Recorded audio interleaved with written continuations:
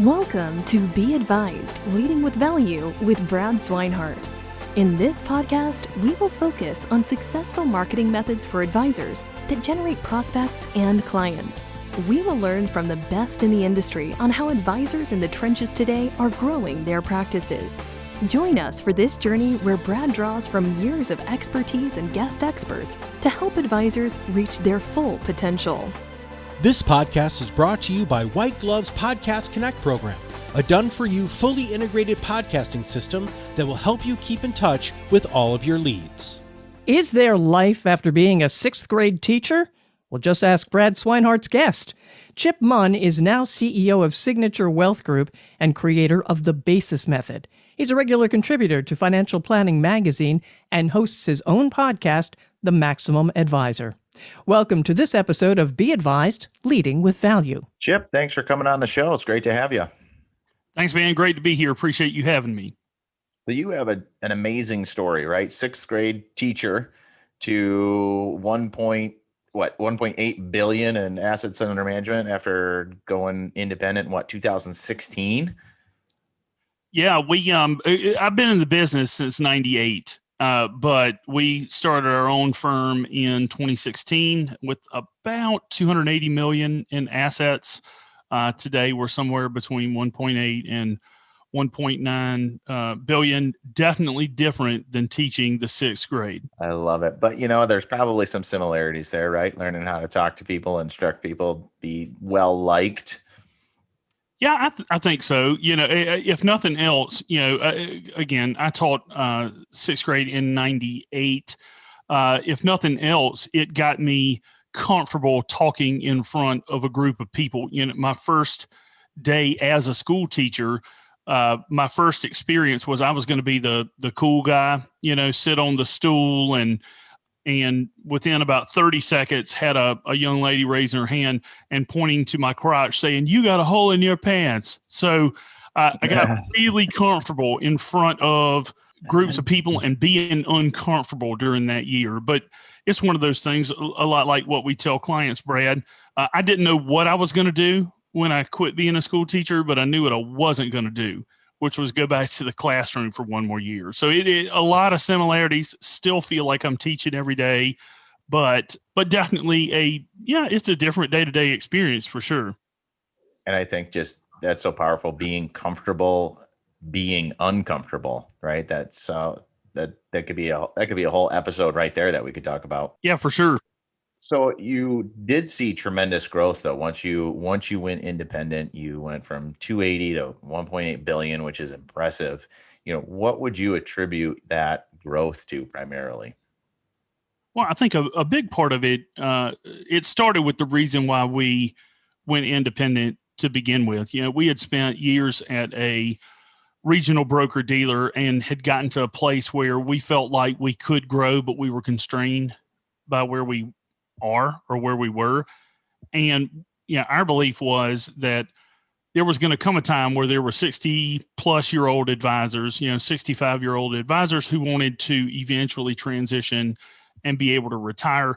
There were 20-somethings that wanted to get into the business. I was 23 when I got started, and there needed to be a bridge in between those two. And so we were a group of 40-something-year-old guys who felt like we could be a bridge. We could work with the older, more seasoned advisor who might be interested in doing a transition but didn't build a team, and still teach the younger advisors to be able to run a practice and to give them a system for being able to do that. And so going independent gave us the opportunity to really spread our wings with that. And we were able to use the system that we created to build our own practice to start, to be able to teach other people, to be able to do some acquisitions and to partner older and younger advisors and give them a track to run on to be able to grow.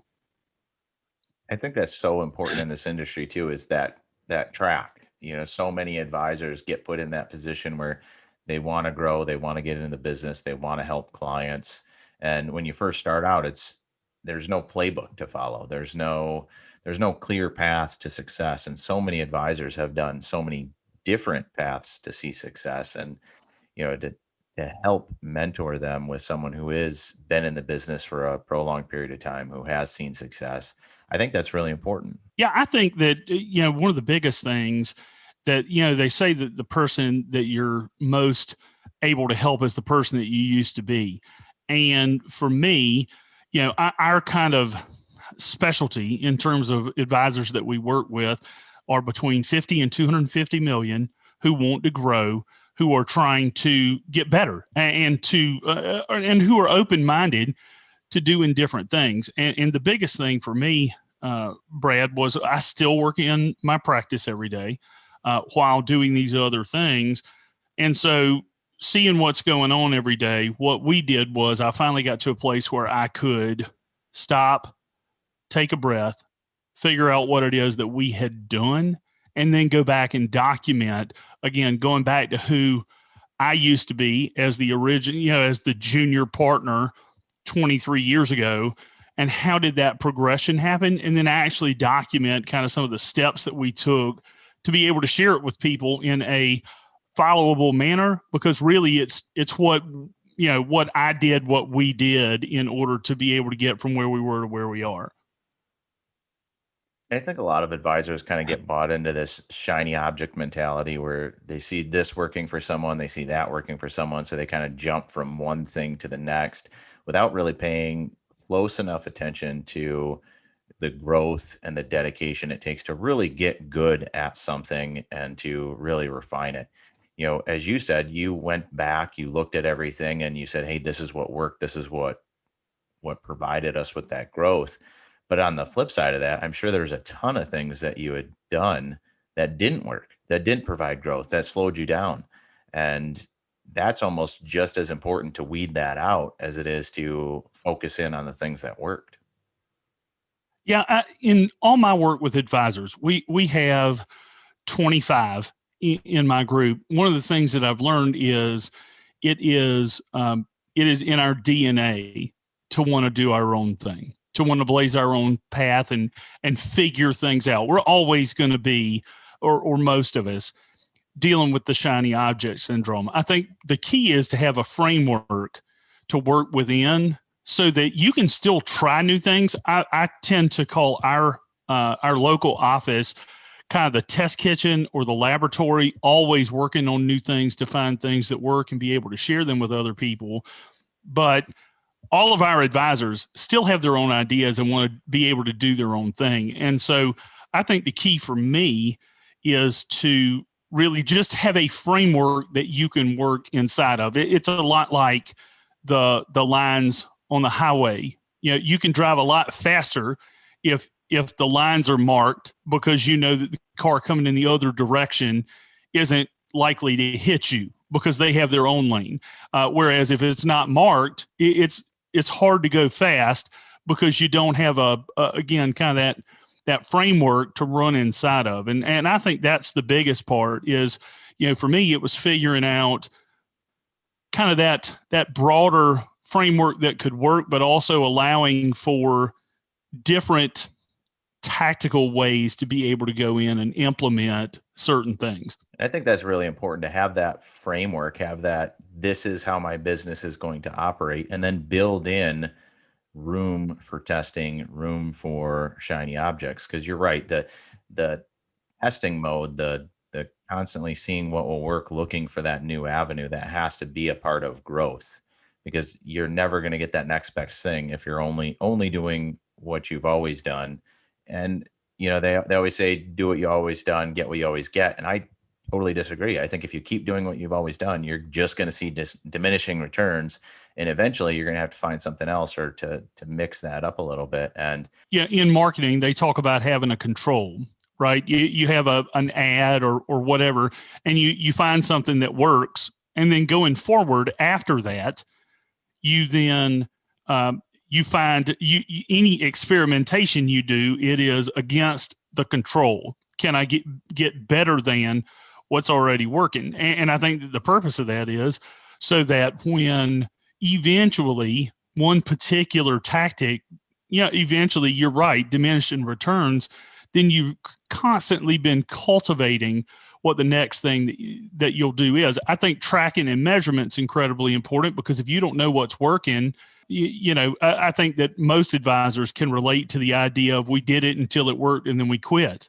It finally worked. We finally, you right. get to that point and it's actually working and you're so successful with it, you stop. And I think that's, again, it's a symptom of the entrepreneurial spirit that a lot of us have. But I also think, one of the core premises, of kind of the foundation that I use, the BASIS method that we've talked about, is, one of the middle steps. The A stands for attract.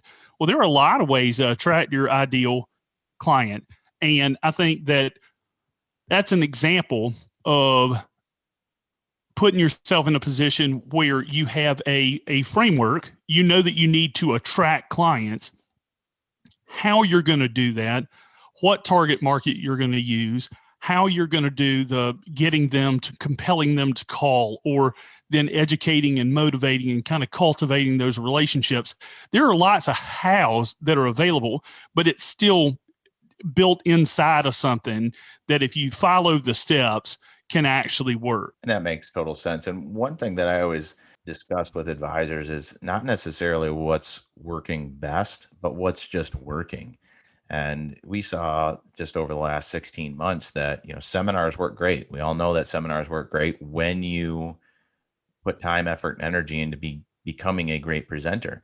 And then we transitioned into webinars, and a lot of advisors struggled because that presentation is it's like you're learning from day one. And a lot of advisors just came back and said, hey, these don't work.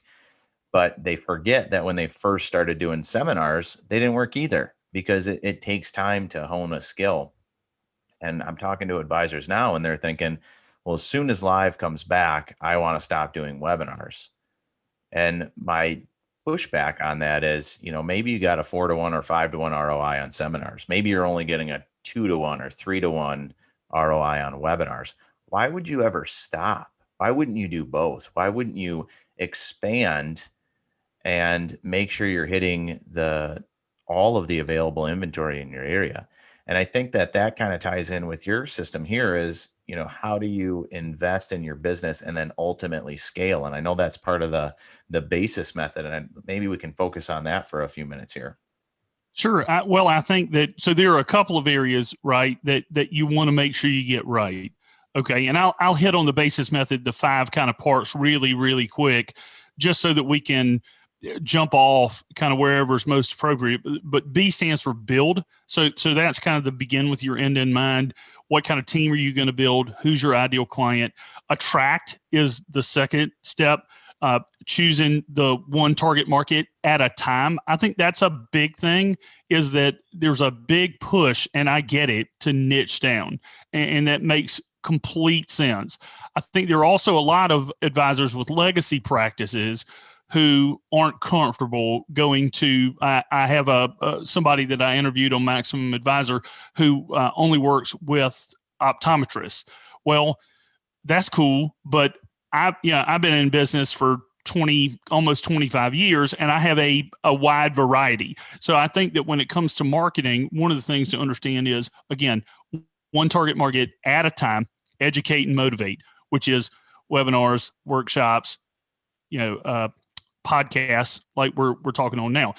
The third step is systematize. That's all of that day-to-day stuff that most advisors have a pretty good system for those things.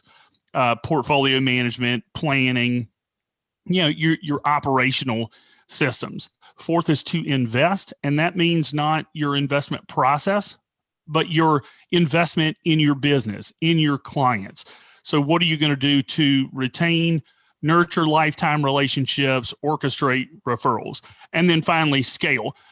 So when you get to a certain point with all of those other things in place, then you're in a place where you have everything documented. You're able to train more people, and you can look at staffing up, and then where you may want to, whether it's continuing with further organic growth, growing your own practice, or getting into acquisitions. And really, I think the more important things to understand in order to scale are, how are you going to attract clients? And how are you going to invest in and nurture and orchestrate referrals? And you touched on quite a few channels of growth there. And one thing that really advisors can focus on to see that ultimately come to fruition is, like you mentioned earlier, is to have that process in place, have those guardrails up, have those lanes defined, so that you're not doing the thing that all amazing salespeople ultimately end up doing, and that's seeing success and then stopping. This podcast is brought to you by White Glove's Podcast Connect program, a done-for-you, fully integrated podcasting system that will help you keep in touch with all of your leads. When it comes to that organic growth, what have you seen so far this year that's been maybe a little bit different than in the past few years that advisors should focus on? You know, I wrote actually last month about this in financial planning. One of the things that we've seen, we had never done any real direct mail. And so one of the things that we started doing is a monthly postcard to our clients and offering them kind of, our belief is that, the psychology of a referral is that, there are a few things that have to take place, right? They take place in conversation. And so the client has to think about you or realize it's a conversation about money, think about you, and interject you into the conversation. And so we designed these postcards backed up by different guides on topics that our clients could, and so we use the postcards to say, hey, if you hear anybody who's talking about Social Security and their concerns about whatever, let us know. We'll send you a guide to give to them. And we've seen, so in our first 4 months, we mailed out 3 postcards or 300 postcards per month. So $1,200, brought in $1.2 million in new deposits from existing clients and referrals of my other advisor retired and I need to bring some more money in. My mom, I'm having to deal with her stuff. And so we had an 8 or 10x ROI just on mailing simple postcards inside of our existing business. So that's just an example of investing in orchestrating referrals that has been, pretty surprising. I mean, anytime you do anything, you certainly expect it to work, but 10x in 4 months was pretty surprising for something as simple as that. You're not wrong, because I hear that same story or those same testimonials back from, tons of advisors. I was actually just talking to an advisor the other day, and he's used us for seminars and webinars for years. Last year, he signed up for our nurturing platform, and we do everything through, digital. So it's all email, it's websites, it's social media, but, kind of the same concept there is nurturing that existing base. And he actually just told me yesterday that if he looks at just his webinars or his seminars that he's done with us, he's got an 8-to-1 ROI. But when he factors in all of the people that eventually came around because of the nurturing platform, he's actually at a 21-to-1 ROI. And that's just simple stuff of working those leads that you've already spent money on. And we do it digitally.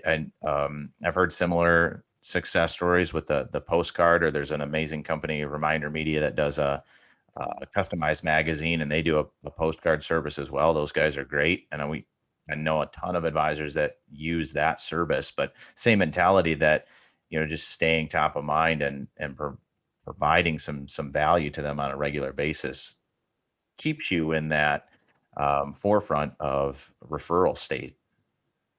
Well, and you mentioned, as soon as things open back up, I'm going back to live performance, right? And one of the things that I talk a lot about with our team is, we saw 2 vastly different environments in 2019 and 2020. They were completely different in a lot of ways. And there were good things in 2019. Live performance workshops might have been one of them.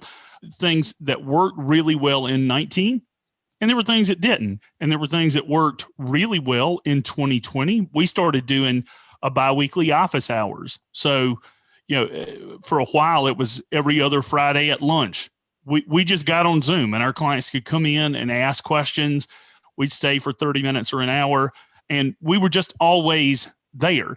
That was something we didn't do in 2019 that we did do in 2020. And so my big thing has been take the things from 19 that worked, take the things from 20 that worked. And as we reopen and things continue to evolve in 2021, add back the things that worked and leave the rest of it back in 2019. And I've been preaching the same thing. So it's so good to hear from another industry leader that you take what worked in 2019. You don't just give up on everything that you found out worked in 2020. I mean, from a white glove perspective, we would host a annual training event that we could get 300 advisors at. I think the last one we had was in just pre-pandemic February 2020. And we had just under 400 advisors show up for a live training 2-day event. It was fantastic. And, obviously that all stopped in 2020. And instead we went virtual, and at the end of last year and beginning of this year, we've actually done training events for 10,000 advisors now, and instead of 400. And that's something that we never want to stop doing. It's you have to add in the efficiencies that we found in 2020, as opposed to just that just gut reaction of, oh man, I can't wait to get back to what I was doing 2 years ago that was working. Don't give up on the things that are working now.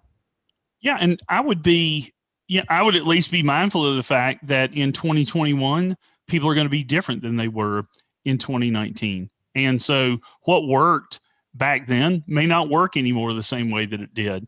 Not to say that you abandon it. It's just going to be, we're all different people. I mean, we've lived through a lot in the last year. And so as advisors, we're different. Our clients are different. And so I think that you focus on the big picture of here are the areas where I need to do some work, and you just evaluate what actually works. Now, again, I have no reason to think that a lot of the stuff that we used to do, whether it's workshops or client appreciation events or whatever, I have no reason to think that people won't want to come out and do those things. But it's, I think, a mistake to assume that what they will want will be exactly the same.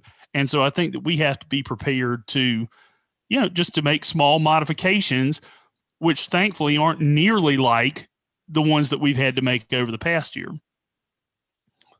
I think it's going to be a learning curve, right? There's going to be those people that are just desperate to get the heck back to something that they recognize and back to something that's normal. And there'll be a big swing. That pendulum will swing the other way. And then things will settle back down when they realize they can do that stuff, but they don't have to because it's more convenient to do things virtually. Then it's really going to settle into what I believe will be a nice mix of in-person, virtual, convenience, and accessibility that clients and prospects are going to want and expect from their advisors more now than ever. If they want to meet in their pajamas via Zoom, then that's how they're going to want to meet. If you're not comfortable doing that, then you have to be comfortable with them talking to somebody else. And the same thing with prospecting or client meetings or any of that stuff. You can't just fully pull away the conveniences that we've learned over the last year. Yeah, I think that a big part of how hard that's going to be is how much commitment to change people made over the last year. A big conversation with my team was, I don't want us to be the same company coming out of COVID that we were going in, because then we'd have wasted the experience of all the stuff that we had to learn, during 2020. And I think that, for folks who have come a little farther in embracing, Brad, none of us knew how long things were going to be the way they were. And so, for a while, my partner gives me a hard time. He said, we went fully virtual, our whole firm, on a Friday and picked back up from home on Monday. And he said, you told me this thing was going to be 2 weeks. It's been 2 months. You just never knew when it was going to end. And I think there are some people who did not embrace kind of the way things might be until much later. And I think those folks will be much more likely to want to jump back into what they were comfortable with. There are some of us that just went ahead and bit the bullet early on. Yeah, I'm one who built out a full-on kind of studio in my office because might as well. I mean, I didn't know how long we were going to be doing this. And so, being committed to what was going on last year and kind of the more you fully immersed yourself in accepting what that was, the more likely you are to continue to do some of those things. I think that, willingness to change and adoption of new things is going to be a big determinant in people's path forward in 2021 and 2022. And we saw that exact same thing here at White Glove, where there was advisors that immediately pivoted, started doing webinars, didn't see immediate success, but they stuck with it. They learned, they adapted, and they saw tremendous growth after they figured out how to kind of crack that code. And then you had other advisors that said, nope, I'm going to wait this out. And now it's been a year and they are kind of starting to realize now how dry that lead funnel has gotten, going back and working their books. A lot of advisors had their best year ever last year because of, they actually went in and found the gold that was sitting in their CRM. But this year kind of kicking off, we're coming into Q2 here and we're realizing that a lot of advisors have kind of bled those books dry, if you will, and it's time to get back to doing some prospecting. And, I think that exactly what you were saying earlier, building those systems, having it systematized so that you can invest and actually scale. I mean, that's the way to really grow your business. And, as we wrap up here, if you had one strategic thought that says, hey, you know what, focus on this, and this is what's going to move a needle in your business. You've seen tremendous growth. What is that one underlying thought that advisors should focus on?